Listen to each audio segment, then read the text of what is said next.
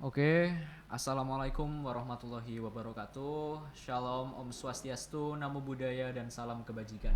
Jadi pada kesempatan siang hari ini, saya Muhammad Kafa Ali Kalfaus dengan NIM 33124211116 dalam mata kuliah Komunikasi Politik. Kali ini saya akan menjelaskan mengenai dramaturgi politik. Jadi pada kesempatan siang hari ini kita akan sedikit membicarakan mengenai dramaturgi politik sebagai bentuk tanggung jawab saya dalam pengerjaan tugas komunikasi politik. Jadi uh, sebagai intermezzo, Indonesia itu adalah negara yang memiliki skenario politik yang cukup banyak.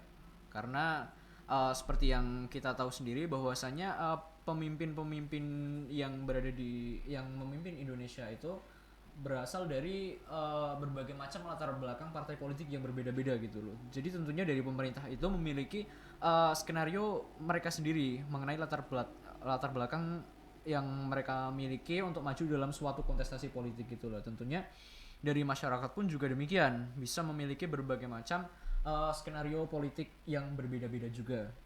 Nah, pada pada dasarnya karena memang Indonesia ini memiliki berbagai macam skenario politik yang tentunya itu tidak bisa tertebak atau mungkin tidak bisa kita prediksi sama sekali. Di sini salah satu isu yang mungkin sedikit mencuat dalam permasalahan politik itu adalah adanya dramaturgi yang dilakukan oleh sejumlah aktor politik gitu. Nah, buat dari seluruh audien yang belum mengerti, jadi dramaturgi itu pada dasarnya adalah sebuah sandiwara. Sandiwara yang dimaksud di sini itu adalah sandiwara yang dilakukan bukan dalam konteks seperti sebuah teater yang dijalankan dengan tujuan untuk hiburan gitu. Jadi dramaturgi yang dimaksud di sini itu adalah sandiwara yang dilakukan oleh manusia di dunia nyata gitu loh. Kalau menurut Goffman, adanya rekayasa panggung ini mengharuskan seorang untuk bertindak bagaimana dia di depan panggung dan di belakang panggung itu memiliki dua buah karakteristik yang berbeda gitu loh. Jadi kalau menurut Goffman, dalam dramaturgi ini dikatakan bahwasanya dalam aktor yang melakukan tindakan yang cukup berbeda atau kontras dengan dari apa yang terjadi di depan panggung maupun di belakang panggung gitu loh. Nah, kalau kita membahasnya dalam konteks dramaturgi politik, uh, sandiwara yang dilakukan ini cukup menarik, di mana aktor politik yang bersangkutan itu akan melakukan berbagai macam pencitraan dan tindakan yang dirasa akan menarik simpati dari masyarakat luas gitu untuk tentunya seperti sebuah pencarian modal gitu, dimana masyarakat yang melihat tindak tanduknya di kegiatan umum itu tentunya akan memiliki ketertarikan terhadap apa yang dia lakukan. Nah, sebaliknya atas semua tindakan baik yang dia lakukan di depan panggung itu justru akan sedikit kontradiktif dengan apa yang dilakukan di belakang panggung, di mana orang ini nantinya akan bertindak cukup berbeda dengan apa yang dia lakukan di depan panggung itu. Semisal saya tidak akan menyebut salah satu tokoh manapun, tapi jika kita bisa menganalogikannya, maka semisal ada tokoh A, dia di depan panggung, misal ketika dia melakukan kampanye di depan rakyat, dia mengumbar beberapa janji-janji manis, seperti mungkin uh, dalam suatu pilkades, misal kepala desa yang terpilih, dia nanti akan menjanjikan kepada masyarakat bahwasanya dalam tahun-tahun pertama sampai nanti pemerintahannya itu dia akan melakukan inovasi dan pembangunan dari dalam desa secara masif gitu. Nah, itu termasuk salah satu elemen dari dramaturgi politik yang akan dicerna dan didengar oleh masyarakat khusus dari desa itu sendiri, sehingga menjadikan masyarakat itu memiliki salah satu bahan yang dijadikan untuk pertimbangan masyarakat dalam memilih tokoh tersebut gitu. Nah, kalau dalam dramaturgi pemilu, banyak sekali kejutan dan anomali dalam pentas pemilu di panggung teater politik gitu. Tentunya hal tersebut merupakan bumbu yang ada dalam panggung teater dan melahirkan yang dinamakan sensasi, dan itu merupakan bumbu penyedap yang ada di dalam politik.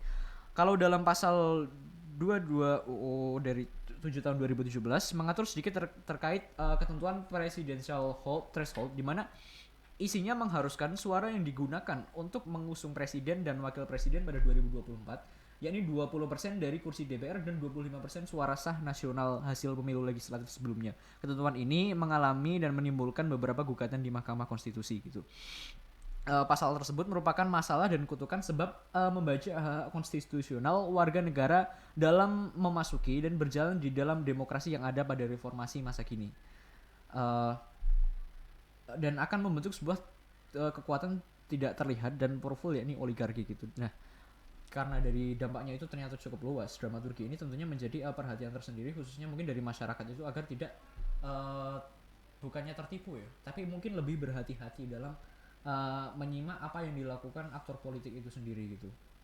Nah, jadi mungkin bisa secara sederhana kita mengerti bahwasannya dunia ini memang penuh dengan drama di dalamnya, tidak terlepas juga di ruang politik yang merupakan panggung drama terbesar, di mana para aktor politik melakukan lakon baik di depan maupun belakang panggung yang sesuai dengan apa skenario yang mereka jalankan di panggung tersebut begitu.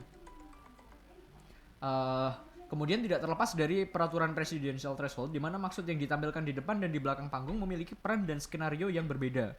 Nah, sebab dengan hal tersebut banyak partai politik yang berlomba berkoalisi untuk dapat mengusung dan memenangkan pemilihan presiden begitu. Dikarenakan sistem presidensialisme ini menyediakan executive toolbox bagi presiden terpilih untuk mengonsolidasikan dan mengordinasikan koalisi dan legislatif gitu. Dalam perspektif anggota koalisi, toolbox inilah barang-barang politik yang mereka cari. Alat-alat eksekutif ini baik berupa posisi di kementerian, untuk merealisasikan platform politik rampasan perang gitu, berupa akses terhadap proyek negara misal maupun distribusi kesejahteraan baik yang terlihat maupun yang tidak tercium oleh publik.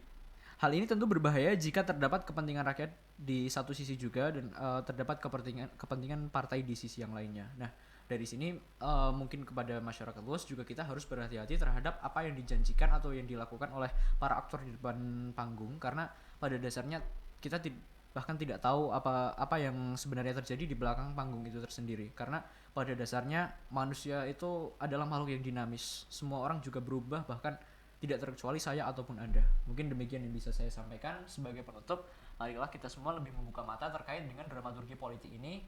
Terima kasih, selamat siang dan sampai jumpa.